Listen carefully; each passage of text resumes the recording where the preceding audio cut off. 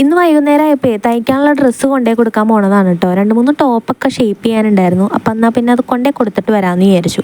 അങ്ങനെ അതൊക്കെ കൊടുത്ത് വന്നതിന് ശേഷം വീട്ടിലെത്തി വൈകുന്നേരത്തെ സ്ഥിരം പരിപാടി അടിച്ചുവാരലിനൊക്കെ ശേഷം അരി വെക്കാനുള്ള പരിപാടിയിലാണ് കേട്ടോ. നമ്മൾ അരി മാത്രം വിറകടുപ്പിലാണ് വെക്കാറുള്ളത്. നേരത്തെയൊക്കെ ഗ്യാസിൽ ഒന്ന് തിളപ്പിച്ചതിന് ശേഷം റൈസ് കുക്കറിലേക്ക് ഇറക്കി വെക്കായിരുന്നു. ഇപ്പോൾ ഗ്യാസൊന്നും യുദ്ധം കാരണം കിട്ടാനേ ഇല്ലല്ലോ. അപ്പോൾ നമ്മൾ ഒട്ടും അതിൽ വെക്കാറില്ല കേട്ടോ. അടുപ്പത്ത് തന്നെയാണ് വെക്കാറുള്ളത്. അത് കഴിഞ്ഞപ്പോൾ കുടിക്കാനുള്ള വെള്ളം ഗ്യാസിൽ തിളപ്പിക്കാൻ വേണ്ടി വെച്ചിട്ടുണ്ട് കേട്ടോ. പിന്നെ കുറച്ച് മീൻ കൊണ്ടുവന്നിട്ടുണ്ടായിരുന്നു. എന്നാൽ പിന്നെ അത് കൈയോടുകൂടി കഴുകി കറി വെക്കാമെന്ന് വിചാരിച്ച് അത് കഴുകിക്കൊണ്ടിരിക്കുകയാണ്. ഈ മീനിൻ്റെ പേര് എനിക്ക് ഓർമ്മ കിട്ടണില്ല കേട്ടോ. ഈ ഒരു സമയപ്പോൾ എനിക്ക് നല്ല വിശപ്പായിരുന്നു കേട്ടോ. അപ്പോൾ ബ്രെഡ് കൊണ്ടുവന്നിട്ടുണ്ടായിരുന്നു. അപ്പോൾ നോക്കിയപ്പോൾ നെയ്യ് കുറച്ച് ഇരിപ്പുണ്ടായിരുന്നു. അങ്ങനെ ബ്രെഡിൽ നെയ്യൊക്കെ പുരട്ടി ഞാൻ കഴിച്ചു കേട്ടോ.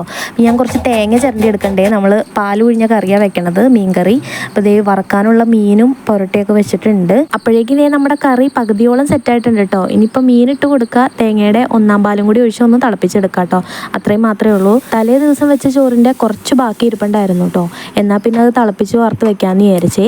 അങ്ങനെ ആ ഒരു പണിയൊക്കെ കഴിഞ്ഞതിന് ശേഷം ഞാൻ നേരെ പോയി ഒന്ന് മേലൊഴുകി വന്നു കേട്ടോ. അത് കഴിഞ്ഞപ്പോൾ അരി വറുത്തോണ്ടിരിക്കുകയാണ് കേട്ടോ. നല്ല വേവുള്ള അരി ആയതുകൊണ്ട് കുറേ സമയം വെച്ചിട്ടുണ്ടായിരുന്നു കേട്ടോ അടുപ്പിൽ. പിന്നെ മീൻ പുരട്ടി വെച്ചത് വറുത്തോണ്ടിരിക്കുകയാണ്. അങ്ങനെ അതൊക്കെ കഴിഞ്ഞപ്പോഴേക്കും ചോറുണ്ണാനിരുന്നു. മീനിൻ്റെ പേരൊന്നും അറിയില്ലെങ്കിലും നല്ല ടേസ്റ്റ് ഉണ്ടായിരുന്നു കേട്ടോ. എനിക്കെന്തായാലും ഇഷ്ടപ്പെട്ടു.